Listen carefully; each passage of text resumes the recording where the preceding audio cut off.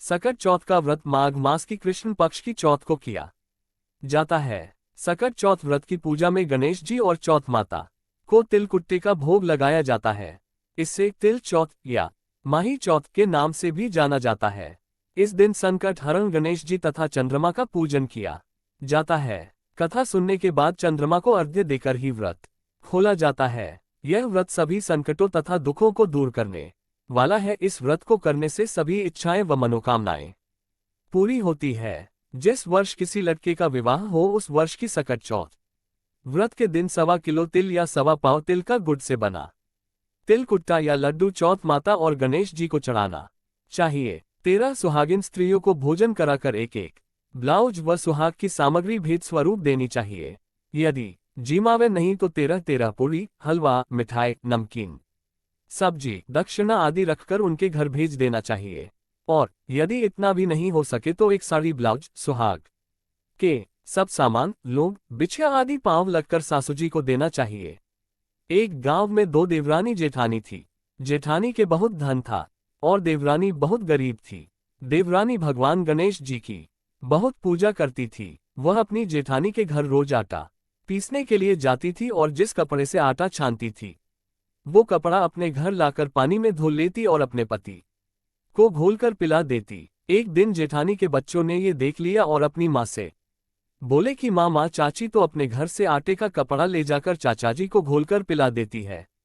अगले दिन जेठानी ने देवरानी को कहा कि जब घर जाओ तो आटे छानने का कपड़ा यही रख कर जाया करो। देवरानी ने वैसा ही किया। जब वह घर गई तो उसका पति बोला मुझे चूर्ण घोलकर पिला दो। देवरानी बोली कि उन्होंने आटा छानने वाला कपड़ा वही रख लिया है, इसलिए मेरे पास आपको खिलाने के लिए कुछ भी नहीं है। उस दिन उसके पति ने भूख से व्याकुल होकर उसको लकड़ी से खूब मारा। भाग्यवश उस दिन उसका सकट चौथ व्रत था। श्री गणेश जी का स्मरण करती हुई वह भूखी ही सो गई। तभी थोड़ी देर बाद गणेश जी ने आकर कहा कि आज तो सकट चौथ व्रत है और तू भूखी क्यों सो रही है। तब देवरानी ने सारा वृतांत कह सुनाया। फिर भगवान बोले कि आज मैंने तिल चौथ के कारण चूरमा व तिलकुट्टा बहुत ज्यादा खाया है, इसलिए निमटने का मन है, सो कहाँ जाओ। वह बोली महाराज बहुत जगह पड़ी है, जहाँ चाहो चले जाओ। गणेश जी ने सारा घर भर दिया। निबटने से आकर बोले पोछू कहाँ। वह बोली मेरा ललाट पड़ा है, पोंछ लो। गणेश जी पोंछ कर चले गए। थोड़ी देर बाद उठकर देखा कि सारा घर हीर मोती से जगमगा रहा था। सारा सिर भी सोने की आभा से चमक रहा था।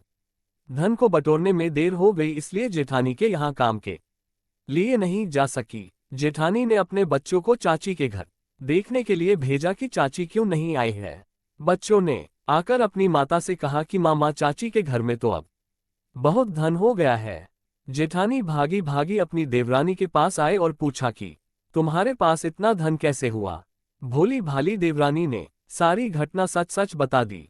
इतना सुनकर जेठानी अपने घर आए और अपने पति को बोली कि मुझे लकड़ी से बहुत मारो।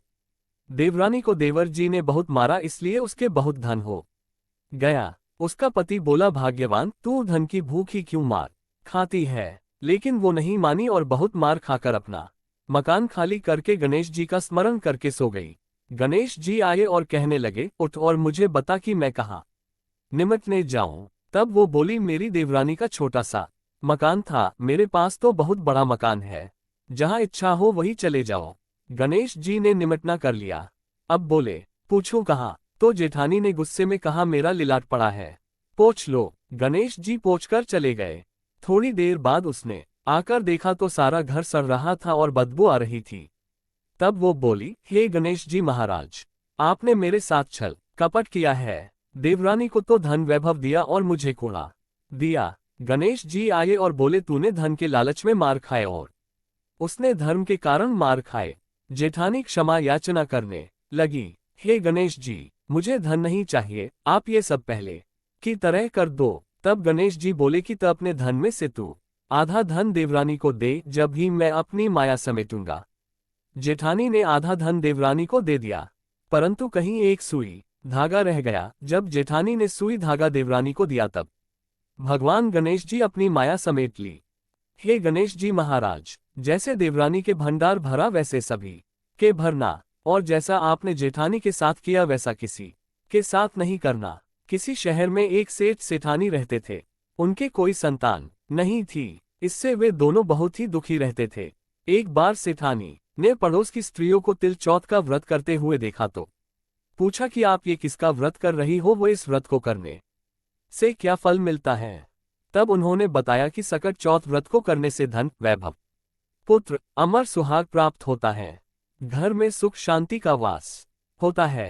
तब सेठानी बोली कि यदि मेरे पुत्र हो जावे तो मैं चौथ माता को 1.25 किलो तिल कुट्टा चढ़ाऊंगी। चौथ माता की कृपा, वह गर्भवती हो गई और 9वें महीने उसने एक पुत्र को जन्म दिया। पर वह चौथ माता को तिल कुट्टा चढ़ाना भूल गई। लड़का बड़ा हो गया और अब सेठानी को उसके विवाह की चिंता हुई तो उसने चौथ माता को 5.25 किलो का तिलकुट्टा बोल दिया। चौथ माता की कृपा से लड़के की सगाई अच्छे कुल की कन्या से हो गई और लग्न मंडप में फेरे होने लगे। लेकिन सेठानी फिर भी तिलकुट्टे का भोग लगाना भूल गई और इससे चौथ माता और गणेश जी कुपित हो गए। अभी 3 ही फेरे हुए थे कि चौथ माता को क्रोध आया और उन्होंने लड़के को ले जाकर गांव के बाहर पीपल के पेड़ पर छिपा दिया। सब लोग अचंभे में रह गए कि एकाएक दूल्हा कहाँ चला गया। कुछ दिन बाद वह लड़की गणगौर पूजने जाते हुए उस पेड़ के पास से निकली तो पेड़ की कोट में बैठा दूल्हा बोला, आओ आओ मेरी अर्धब्याही नार आवो। तो वह भागी हुई अपने घर गई और अपनी माता को सब घटना कह सुनाई।